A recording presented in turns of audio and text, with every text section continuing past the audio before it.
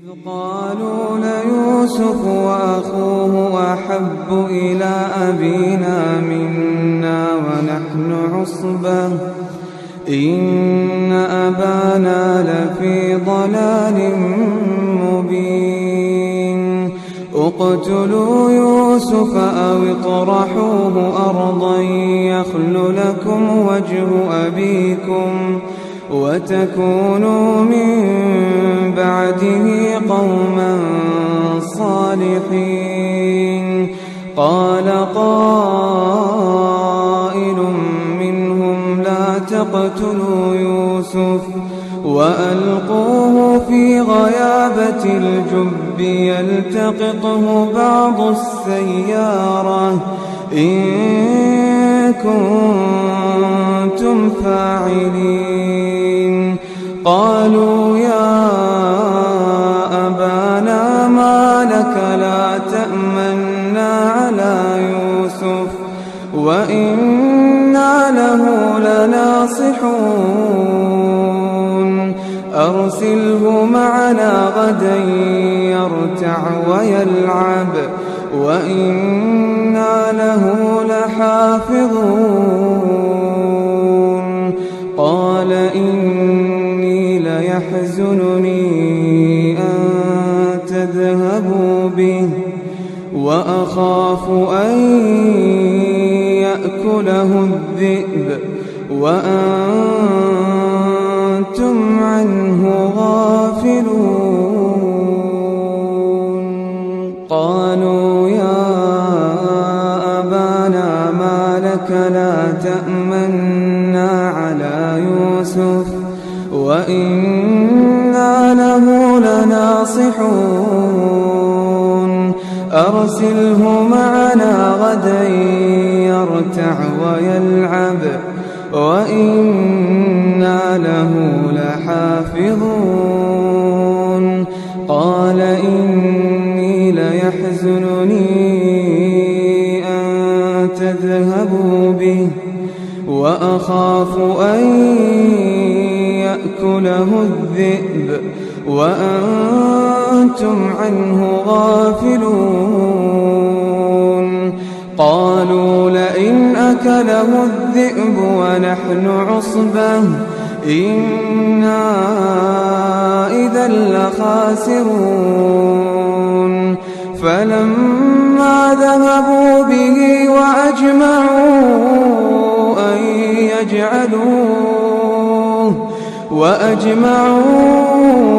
أن يجعلوه في غيابة الجب وأوحينا إليه لتنبئنهم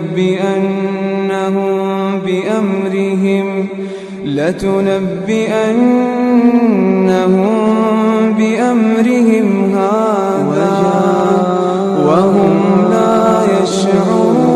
أباهم عشاء يبكون. قالوا يا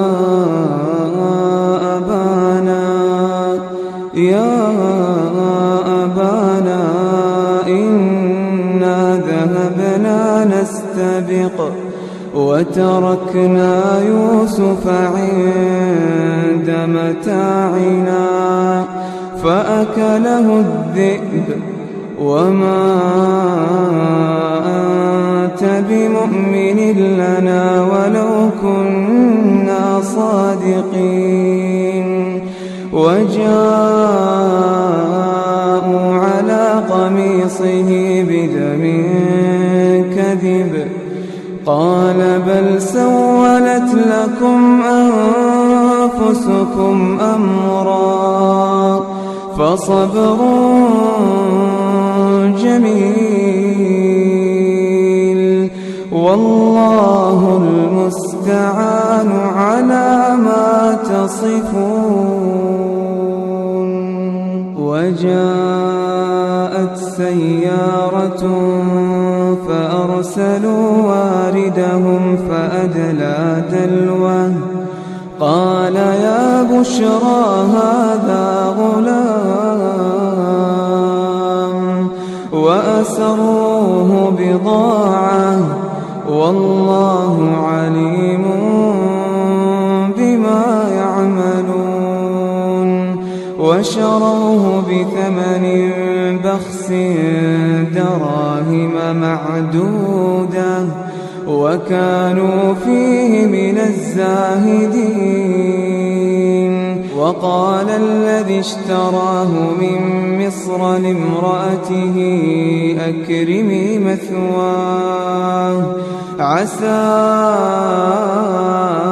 أن ينفعنا أو نتخذه ولدا وكذلك مكنا ليوسف في الأرض ولنعلمه من تأويل الأحاديث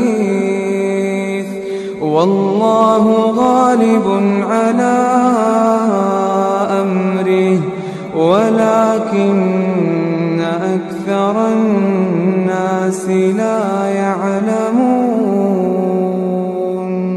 ولما بلغ أشده آتيناه حكما وعلما وكذلك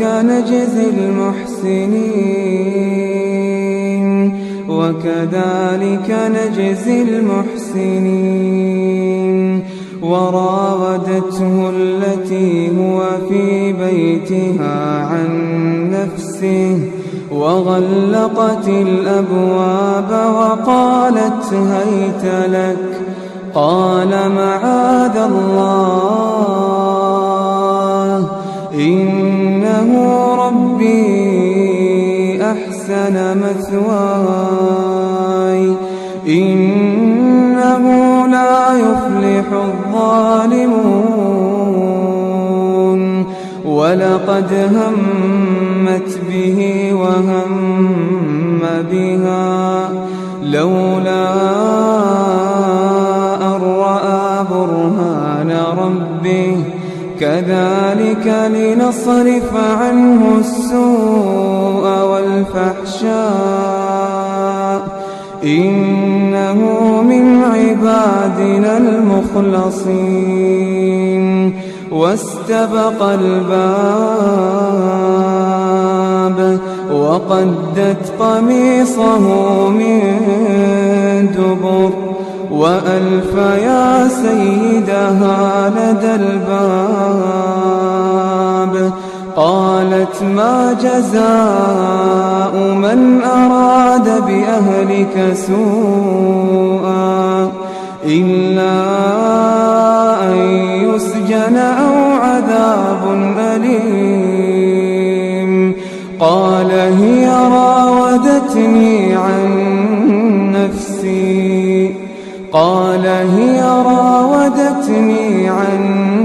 نفسي وشهد شاهد من أهلها إن كان قميصه قد من قبل فصدقت وهو من الكاذبين. وإن كان قميصه قد من دبر فكذبت وهو من الصادقين. فلما رأى قميصه قد من دبر قال إنه من كيدكن إن كيدكن عظيم. يوسف أعرض عن هذا واستغفري لذنبك إنك كنت من الخاطئين. وقال نسوة في المدينة امرأة العزيز تراود فتاها عن نفسه قد شغفها حبا إنا لنراها في ضلال مبين. فلما سمعت بمكرهن أرسلت إليهن وأعتدت لهن متكئا وآتت كل واحدة منهن سكينا وقالت اخرج عليهن فلما رأينه أكبرنه وقطعن أيديهن وقلن حاش لله ما هذا بشرا إن هذا إلا ملك كريم قالت فذلكن الذي لمتنني فيه ولقد راودته عن نفسه فاستعصم ولئن لم يفعل ما آمره ليسجنن وليكونن من الصاغرين قال رب السجن أحب إلي مما يدعونني إليه وإلا تصرف عني كيدهن أصب إليهن وأكن من الجاهلين فاستجاب له ربه فصرف عنه كيدهن إنه هو السميع العليم ثم بدا لهم من بعد ما رأوا الآيات ليسجننه حتى حين ودخل معه السجن فتيان قال أحدهما إني أراني أعصر خمرا وقال الآخر إني أراني أحمل فوق رأسي خبزا تأكل الطير منه نبئنا بتأويله إنا نراك من المحسنين قال لا يأتيكما طعام ترزقانه إلا نبأتكما بتأويله قبل أن يأتيكما ذلكما مما علمني ربي إني تركت ملة قوم لا يؤمنون بالله وهم بالآخرة هم كافرون واتبعت ملة آبائي إبراهيم وإسحاق ويعقوب ما كان لنا أن نشرك بالله من شيء ذلك من فضل الله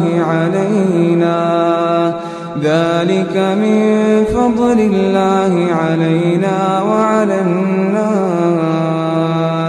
ولكن أكثر الناس لا يشكرون يا صاحبي السجن أأرباب متفرقون خير أم الله الواحد القهار ما تعبدون من دونه إلا أسماء سميتموها أنتم وآباؤكم ما أنزل الله بها من سلطان إن الحكم إلا لله أمر ألا تعبدوا إلا إياه ذلك الدين القيم ولكن أكثر الناس لا يعلمون يا صاحبي السجن أما أحدكما فيسقي ربه خمرا وأما الآخر فيصلب فتأكل الطير من رأسه قضي الأمر الذي فيه تستفتيان وقال للذي ظن أنه ناج منه اذكرني عند ربك فأنساه الشيطان ذكر ربه فلبث في السجن 9 سنين